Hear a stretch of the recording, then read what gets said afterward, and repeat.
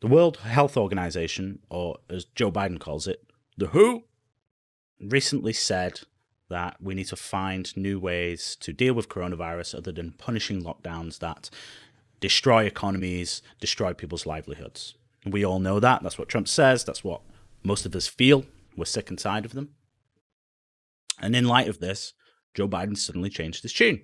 He says, "Oh, we've always been against lockdowns, man. It's Trump that's locking down the economy." Oh, really? Okay. Does anyone believe this?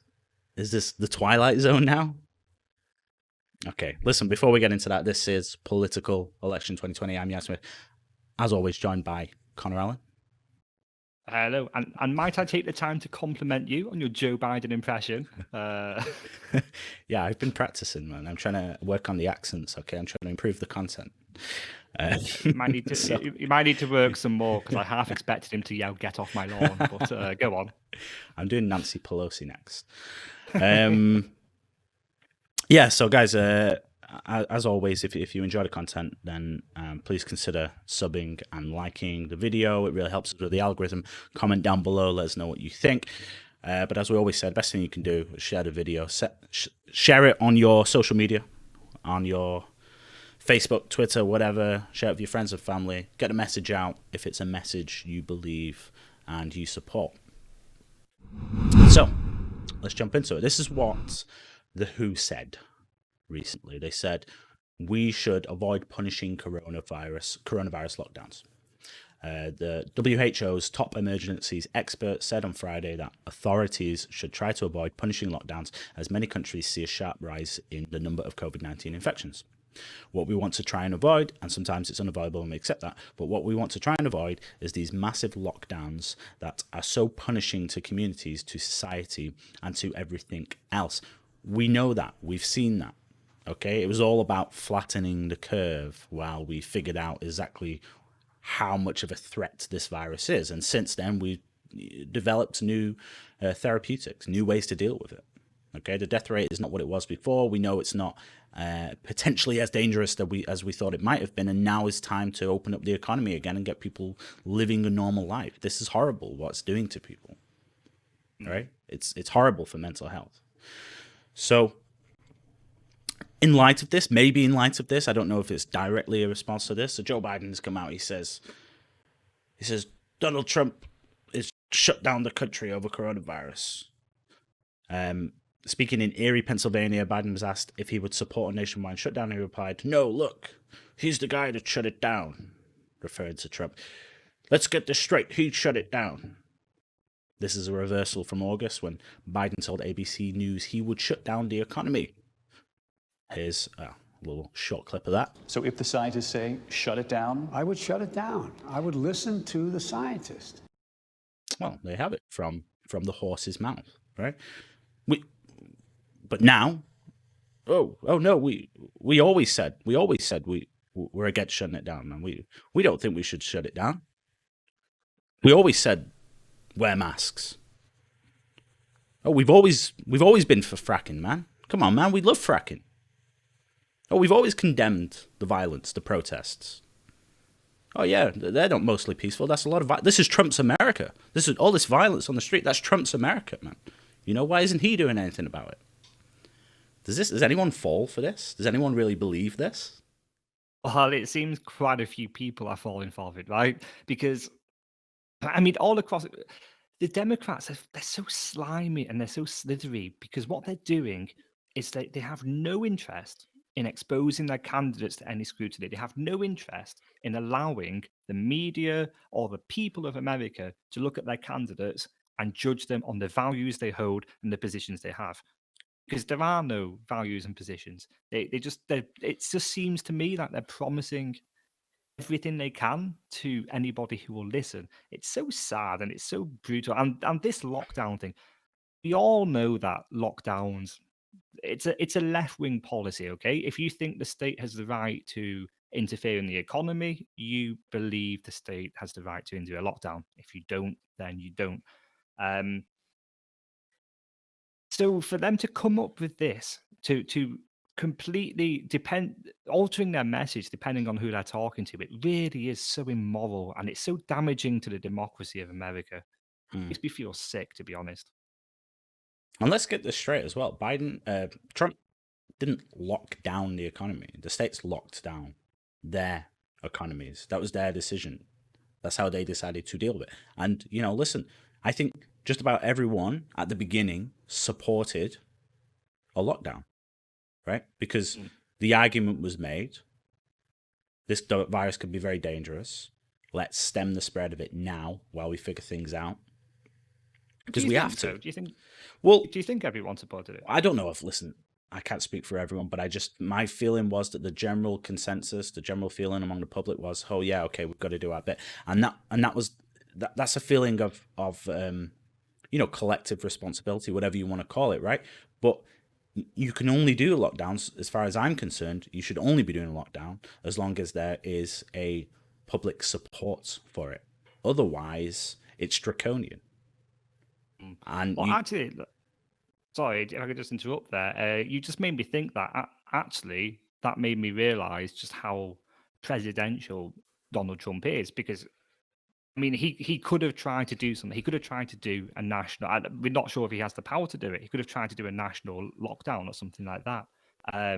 But to look this increasing pressure in the eye, and to look, this real fear from people, to maintain a course of action that's ultimately been proved right. If you look at the devastated economies of Europe versus the United States.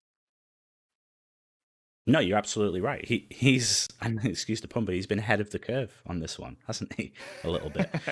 Banter there, yeah. Yeah, because, but ultimately it's down to the states. It's up to the states what they want to do. It's up to the governors. That's what they're elected for. Why does the blame always end up shifting towards Trump? He did what he could do on a federal level. He did a great job of it. I'm sick and tired of talking about it. I'm sick and tired of working against all of the misinformation and narratives that are spread that are just total garbage. And when they get up on the debate stage and they're repeating this message over and over to millions, and nobody's fact checking them, The vice presidential debate, they focused on the fly, for God's sake. In the first one, they focused on what was it, white supremacists. Yeah. Nothing at all on fact checking these blatant lies, outrageous lies. And this is why I cannot believe that the Democrats can win this. Their campaign is amateurish. It is amateurish. There is no other word for it. They're just flip-flopping on everything. We support fracking, we don't support fracking. Telling people whatever they want to hear.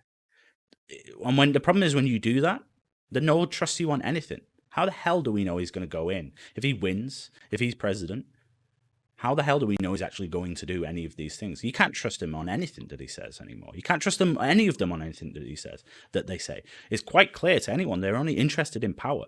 You look at Trump. Trump has been consistent about what he believes in, what he supports. He has this America First agenda that we support, that we think is great, what he's doing. And that's why we support him, because of that. And he's been clear and consistent about it. And that's why he has such enthusiasm. The Democrats, they don't care. They're like, we'll just promise whatever we have to promise to win, because all we want to do is we want to be in power. And this is just another example of it. Yeah, and I mean, I'm not sure if you've done it, but certainly some of our listeners will have done. Go and ask a Democrat why they support Joe Biden, and just see the wild and wonderful answers that come back, because very few are truthful. I had a debate with someone the other day, and they were saying, because Donald Trump is going to, after the election, appoint someone to the Supreme Court who's going to get rid of LGBT rights. That's not truthful in any way, shape, or form.